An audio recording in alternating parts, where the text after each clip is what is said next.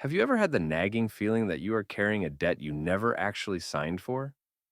It is that quiet, heavy sensation in your chest when you realize you have spent your entire day pouring into everyone else's cup, only to find yours bone dry by sunset. If you have ever felt this way, please know that you are not alone. In fact, you are likely part of a silent legion of women who have been branded as the good ones. You are the reliable daughter, the tireless mother, the supportive partner, and the friend who always listens. But behind that mask of reliability, there's often a whisper of a question that keeps you up at night. Am I actually loved for who I am? Or am I only loved for what I can do for them? Today, we are going to talk about a phenomenon that many high achieving, kind hearted women face, which I call the curse of the good woman. It is a psychological trap where your greatest strength, your capacity to care, becomes the very thing that makes you feel fundamentally unlovable. We are going to peel back the layers of this curse, exploring why you feel the need to be a fixer, where this programming started, and how to finally break free. Because the truth is, you were never meant to be a Kome Chum Sok Kam Ksuk for the world. Let us start by looking at the reality of being an emotional caretaker. Think about your last relationship, or even your current one. Do you find yourself constantly scanning the room to gauge everyone else's mood before you even allow yourself to feel your own? You have become an expert at reading the subtle shifts in your partner's voice or the tension in your friend's shoulders. You anticipate their needs before they even voice them. You solve their problems before they even realize they have a crisis. On the surface, this looks like extreme kindness, but psychologically, it is something much deeper. It is called emotional caretaking, and it is often a survival strategy disguised as virtue. When you take on the responsibility for everyone else's happiness, you're actually trying to create a sense of safety for yourself. You believe that if everyone around you is okay, then you are allowed to be okay too. But the invisible tax on this behavior is catastrophic to your mental health. By managing everyone else's internal weather, you have abandoned your own. You have traded your autonomy for the role of a fixer. And here is the most painful part of that trade. When your identity is built on giving, you subconsciously teach the world that you do not have any needs of your own. People start to see your sacrifice as a baseline, not a gift. They stop asking how you are because they assume you are always fine. After all, you are the strong one. This creates a devastating cycle of isolation. You are surrounded by people who need you, but you feel like nobody truly knows you. You start to confuse being needed with being loved. But being needed is a transaction. Being loved is a connection.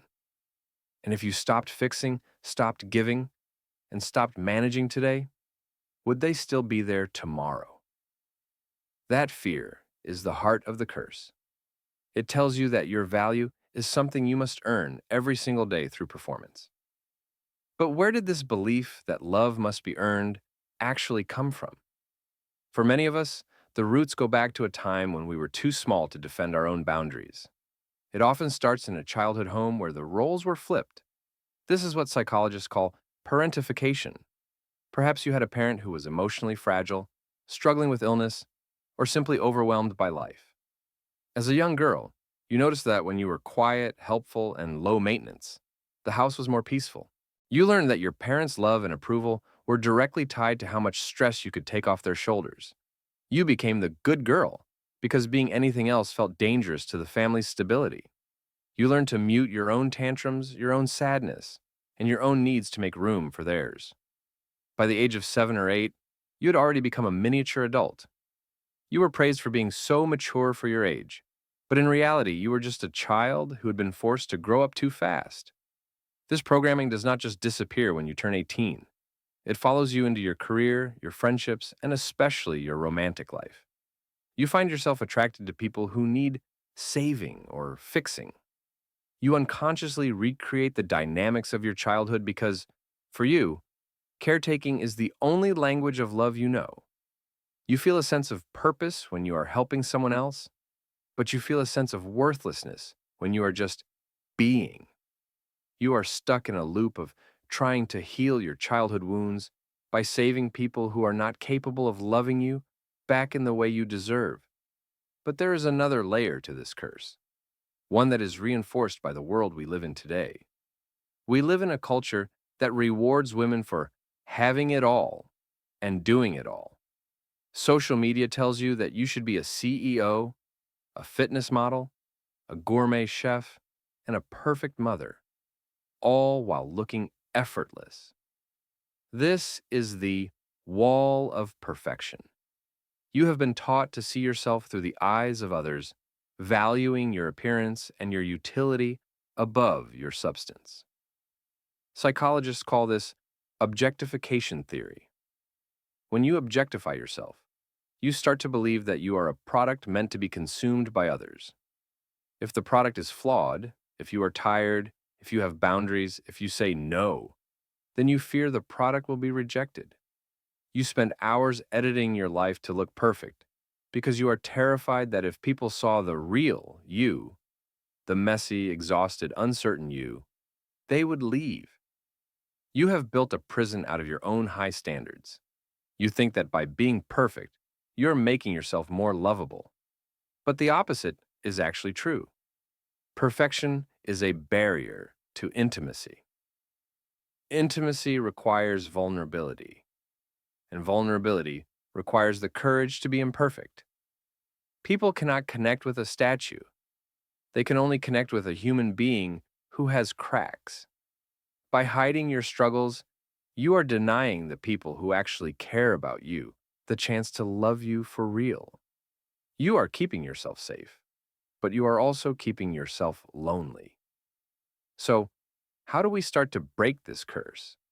How do we move from being a my chum, Socam XUC, to a woman who is truly free? The first step is the most difficult. You must learn to set boundaries without apologizing for them. Rangioi, boundaries, are not meant to keep people out. They are meant to keep you in.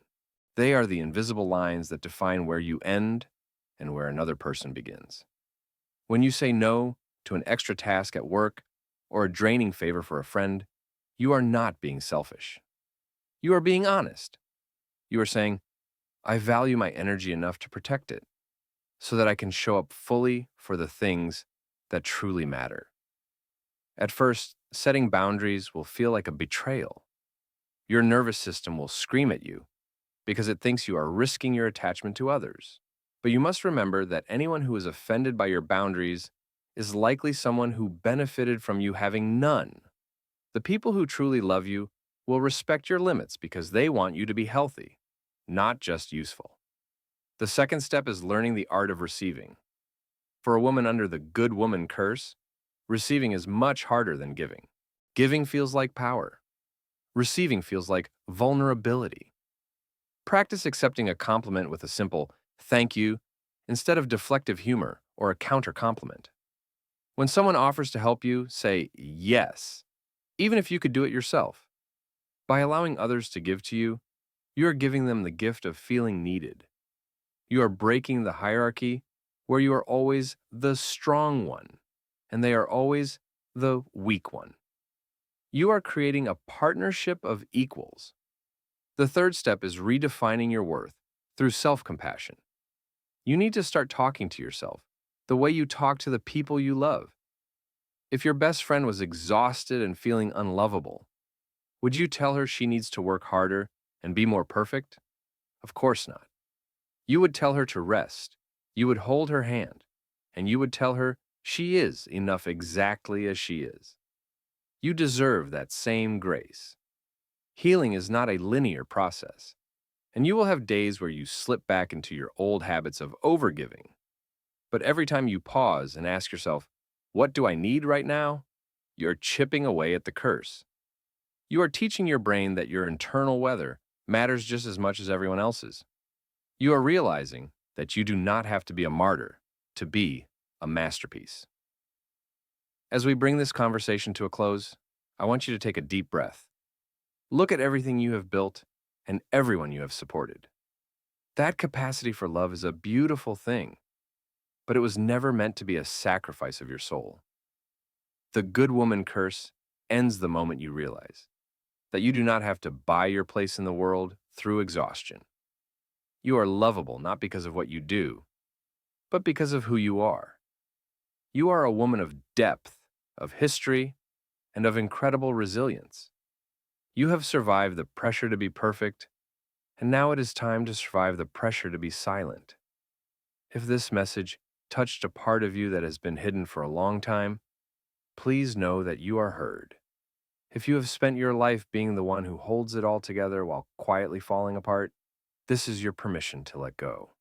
The right people will not leave when you stop fixing them. They will stay to help you heal yourself. Thank you for being here and for having the courage to look at these difficult truths. If you found value in this video, please leave a comment and share your story.